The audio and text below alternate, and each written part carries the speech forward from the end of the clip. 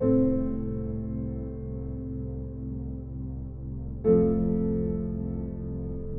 most traumatizing moment in Rowling's life was the day her mother died. She was 25 at the time. The death of her mother shattered her completely. This happened 6 months after she began writing Harry Potter, and she was sorry that her mother never knew that she was writing it.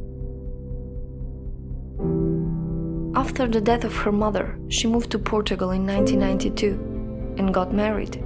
Soon she gave birth to a daughter, Jessica. But things became worse. Sadly, her marriage didn't last long, and only after 13 months she divorced him and moved to Edinburgh with her daughter and the first 3 chapters of Harry Potter. She was forced to rely on state benefits and spent much of her time writing Harry Potter in cafes, with Jessica sleeping in the prom next to her. An exceptionally short-lived marriage had imploded, and I was jobless, a lone parent, and as poor as possible to be in modern Britain without being homeless.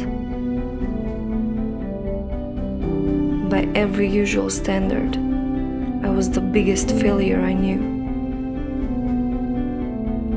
Rowling fell into a deep depression and admits she even considered suicide. So, how her life changed? Because she was so poor she couldn't afford a computer or even the cost of photocopying the 90,000-word novel, so she manually typed each version to send to publishers. After sending her manuscript to 12 different publishers and getting rejected by every single one, Rowling began losing confidence in her book. Finally, the publishing house in London, Bloomsbury, a small London publisher, gave it a second chance after the CEO's 8-year-old daughter fell in love with it.